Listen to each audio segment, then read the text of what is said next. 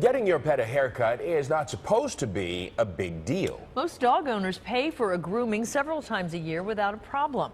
Night on Your Side's I-Team, though, learned a local groomer is under investigation after a dog died suddenly right after a haircut. Jason Law spoke to the business and the heartbroken owner.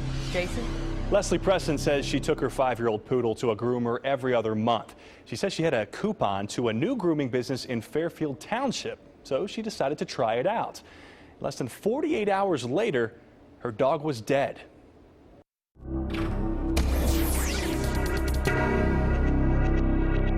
Ray, go get it. Leslie Preston doesn't have children. Her animals are her kids. Come here. Preston and her husband had Cody and Everett.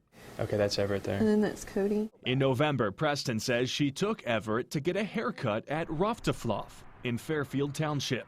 She dropped the dog off and picked him up about 2.5 hours later. Right away, as soon as I got him in the car and started driving home, I knew something wasn't okay.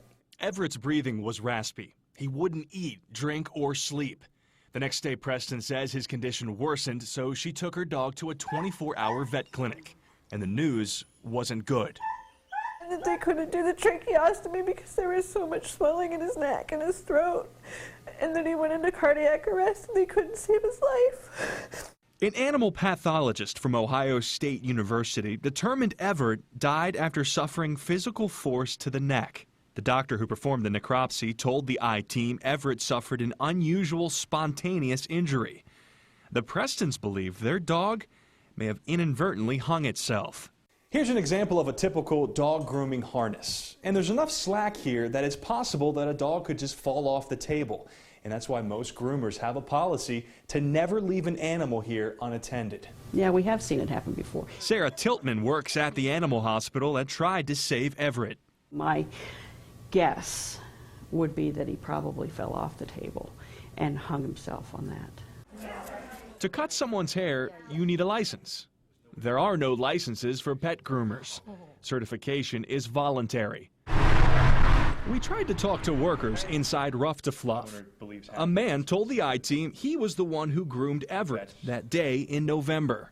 I mean, you got to talk to the owners about that. I know when it left here, it was fine. I mean, it could have been an accident when it happened, but it's not an accident when you don't tell me. If it was an accident and you came to me and you said, "I'm so sorry, I stepped away for 2 seconds and your dog fell off the table," and then I can somewhat understand that. Just like you screen doctors before you go, you screen a vet before you go, screen a groomer before you go.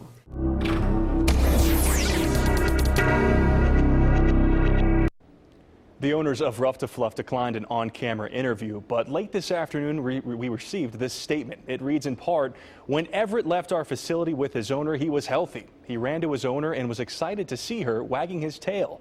No signs of any problems. We don't know what may have happened to Everett after he left our care."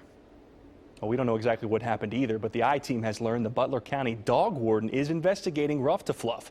We tried to get a comment from investigators, but they told us they cannot talk about an open investigation. Carol and Clyde? All right, Jason, thanks for that report.